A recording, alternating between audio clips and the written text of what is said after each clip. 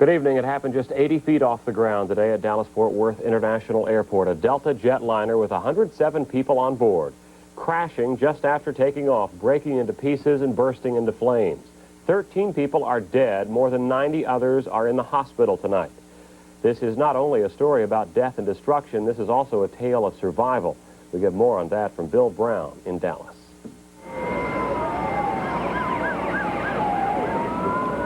It happened just before 9 o'clock this morning. Delta Flight 1141, headed for Salt Lake City, took off to the south on runway 18 left on the southwest side of the airport. The Boeing 727 lifted off briefly, but quickly there was trouble. The jet came back down and smashed into the runway, then slid out of control almost a mile. As it raced across a grassy field, pieces of the plane were torn off and dozens of grass fires broke out. Within a minute or two, the first airport fire trucks were at the plane. It was totally engulfed in flames. A huge column of thick black smoke could be seen for miles. The call for all possible help went out all over the Dallas-Fort Worth area. More than 24 ambulances sped to the crash and more than a dozen medical evacuation helicopters.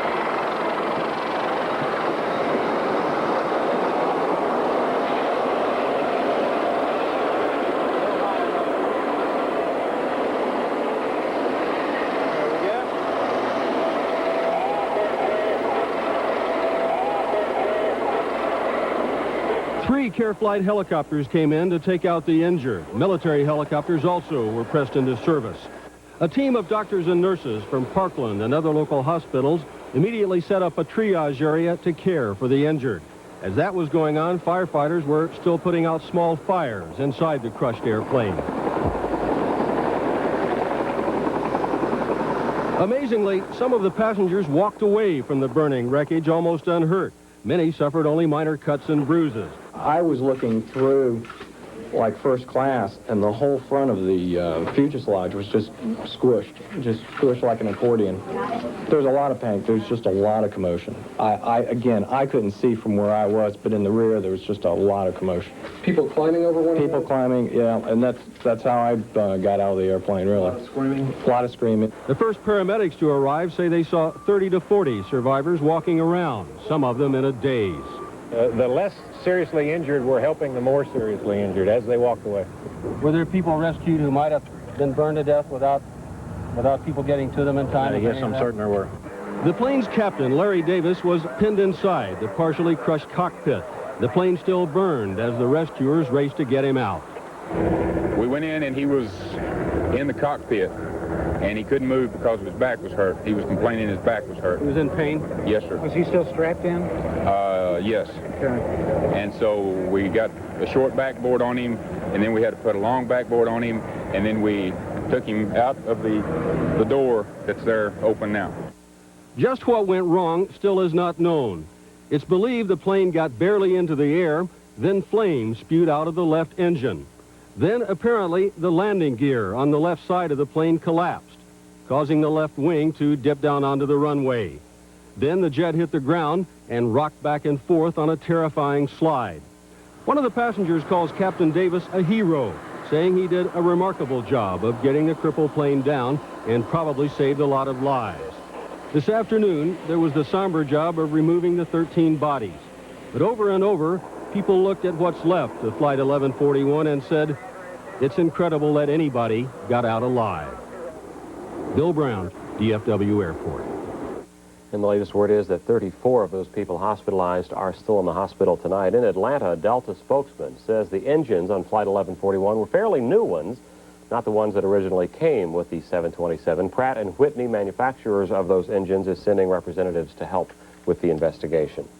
Heavy rains and dangerous weather are being blamed for China's latest air disaster. CAAC Airlines Flight 301 from Canton to Hong Kong was trying to land in Hong Kong in heavy rain when it skidded off the runway into the water. 6 crew members, including the pilot and a passenger, were killed.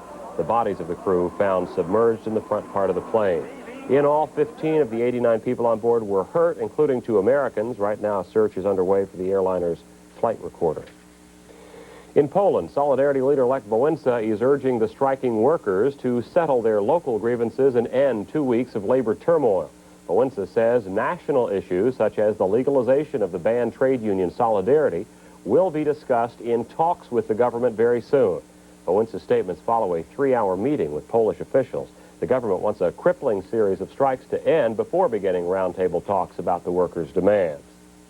When USA Tonight continues, poverty in America. A focus on a new breed of homeless, people who work but just can't afford housing, when we come back. USA Tonight, brought to you by Kraft. The latest government figures on the income of Americans are not very encouraging unless you're wealthy. Census Bureau statistics show the rich getting richer, middle-income earners losing ground, and the U.S. poverty level down only slightly. John Aubuchon has more from Washington. What leaps out in the new numbers is that the nation's economic recovery, which has created a record number of jobs, has not helped the poor, has not appreciably reduced poverty in America. This directly contradicts what's been an article of faith for the Reagan-Bush administration, that a rising economic tide would lift all boats. The Census Bureau put the 1987 poverty rate at 13.5%, 32.5 million poor Americans. No significant change from 1986. But well-off people did better. This was the 5th consecutive increase in this measure of income. And it puts it at a level comparable to 1973, which was the all-time high for this measure. I think when you look at these new data, they tell a very disquieting and disturbing story. We have a poverty rate in 1987 that failed to drop from 86, despite the fact that unemployment came down and we're in an economic recovery. For black Americans, the poverty rate jumped 2 percentage points. Just under 1/3 of all blacks live in poverty. 4 in 10 poor people are children. 1 in 10 is elderly. Most of the poor are white, nearly 2 out of 3. The largest number live in the South and in metropolitan areas. The farm poverty rate dropped slightly. Does any of this matter in the fall presidential campaign? I think voters in America today are terribly bothered by this sense of having poor people who are living on the streets, not being able to house themselves, not being able to feed themselves. It nags at the American conscience. It's not how we think of ourselves as a country. And in our polls, we see it coming up more and more as an issue of concern. Democratic pollster Jeff Guerin says Mike Dukakis can't exploit the numbers in the poverty report, but should exploit the record. That under Reagan-Bush, the rich got richer and the poor got poorer. For 8 years, Ronald Reagan's been fending off charges that he's been insensitive to the plight of poor Americans. And if that cost him any votes in his 1984 re-election, it surely was not enough to notice. George Bush does not want to appear uncaring about poverty, but he knows the issue did not work against his present boss. John Aubuchon, the White House. And while many Americans are struggling to make a decent living, the number of homeless people in the country continues to rise. And now a new type of homeless person is emerging, one who works full-time and still can't afford to put a roof over his or her head. Jeff Kamen has more on the plight of these new working homeless. Homeless, but working. Meet Brenda Wilson, a living example of a growing and alarming trend. You know, welfare is fine when you need it, but I'm a strong black woman and I can work. And she does. 40 hours at less than $5 an hour, less than $200 a week, minus taxes. And I'm still here because I can't pay my rent. Ms. Wilson is one of the 1,200 residents of the nation's largest shelter for the homeless, about 1/3 of whom work for a living. Shelter director Mitch Snyder tells me these homeless people defy all the ugly stereotypes. First of all, you find yourself lumped in with people who the rest of society would relegate to dirty, lazy, drunken bum, even though you're working and you may be really working your brains out and putting in long hours, in many instances even 2 jobs. And you look whenever you can find the time, and you find that there is no place that you can live. The government's not doing a damn thing. The Reagan administration opposed the construction of new public housing, while in the private sector, old inner-city houses underwent resurrections, from shelter for the poor to elegant residences for yuppies and other more fortunate gentry, squeezing out the poor. Property values in Washington, for instance, up 25% in the past year in several neighborhoods. This young man also lives in Snyder's shelter. He works as a part-time laborer and painter, but cannot afford his own place to live. I'm bitter, but I try to stay on top of that. I say my prayers and I work hard, keep myself clean, you know, without, you know, getting drugged out or drunk or whatever. Homeless advocate Snyder criticizes George Bush for being part of the creation of the housing problem. But he is tougher on Mike Dukakis for not proposing new taxes to help solve homelessness. It's going to take a little bit of courage and a little bit of creativity and a responsible use of dollars to work us out of the mess that we've been put in over the last 7 years. Have you got a message for Mr. Bush and Mr. Dukakis? Yeah, take some of these daggone boys off here. Help us low-income single parents. My kids are grown now. But you do have people like me. We need affordable housing. Help us that make less than $10,000 a year or $12,000. Give us a place that we can afford by our income and stop the bull because we're not $40,000 people. A study done for Congress warns that if the federal government fails to undertake a massive new housing construction program over the next 12 years, as many as 19 million Americans could find themselves homeless or in danger of becoming so. Meanwhile, the homeless problem is a tricky one politically. While George Bush is not expected to tackle it, Michael Dukakis has spoken about it, but he has offered no specific solution. Jeff Kamen in Washington. And up next on the Health Beat, diet patches. Weight loss miracle or medical fraud?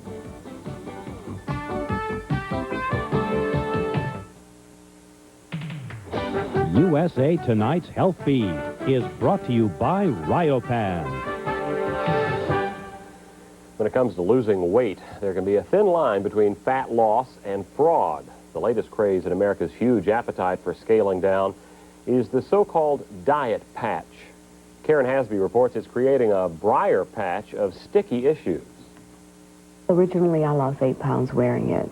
I was a junk food junkie. Everything that had chocolate or peanuts on it, I wanted to eat it. And I really, if I lost weight, that would be fine. But if it just controlled that urge to eat everything in sight, that's what I really wanted. And it did that. Pat Brown is talking about the ASAP weight loss patch. Not only does she think the patch helped her lose weight, she's a distributor, and she says it's selling like crazy. There are a number of weight loss patches on the market, and their distributors say that they work in pretty much the same way. The patch contains a fluid. You get up in the morning, you peel off the back of the patch, and you put it on your skin. Throughout the day, the fluid is leached into your bloodstream. It suppresses your appetite, therefore you eat less and you lose weight. No evidence to support the safety and effectiveness of these products has been submitted to the agency. They are new drugs. They need approval prior to marketing. That's not happened. The Food and Drug Administration says that none of the weight loss patches have been submitted for approval, that they are therefore an unlicensed drug on the market, whether or not they work. I've had good results. I've seen other people that have had good results. If we're not doing any harm and we only want to do good, how can you put us out of business? I understand there's a great deal of money exchanging hands insofar as any scientific reason to believe that they work. I'm not aware that such a theory does exist, and consequently people, at minimum, are wasting their money. The FDA has already confiscated thousands of the weight loss patches in California. They haven't made any arrests, but they say they are going to try to stop distribution, unless and until the patches get government approval. In Washington, I'm Karen Hasby. USA Tonight's Health Feed is brought to you by Ryopan. Chicago will have its warmest day in the next 5 during tomorrow as south winds blow and storms erupt to the north, not to reach us until sometime Friday. That as a cold front up there comes through and brings some reinforcing cool but very pleasant air for the Labor Day weekend. Mostly sunny, turning windy and warmer tomorrow, a high of 89.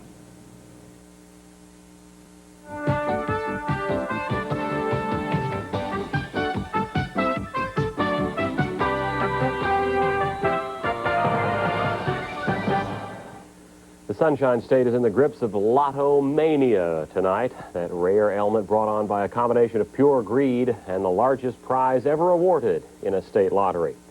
From Miami, Dave Willingham reports that lotto tickets are selling at a record pace.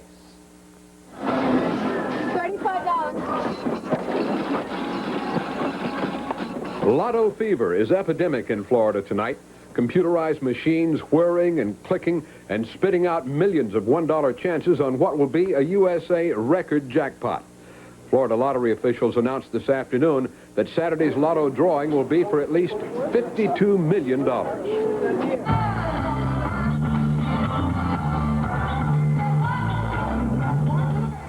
Rock and roll and fireworks greeted the state's first lotto drawing not 4 months ago. Then the baby of USA lottos turned into a monster this month when for 2 straight weeks nobody won the Saturday night drawing and the big bucks just kept rolling over. The $52 million total surpasses by $600,000 the previous record set by California in June. Other mega dream prizes have been generated by lottos in Pennsylvania, New York, and Illinois. I think they taking a lot of money away from the community. But merchants charge this Cuban-American shopping center in the heavily Latin Miami suburb of Hialeah is suffering from the lotto craze. They say people are using money to bet on the big jackpot instead of buying shoes, clothes, even food. Yes, definitely has a 60% decline in sales because the lottery tickets sell. Orlando De La Fe says the situation got heart-wrenching for him.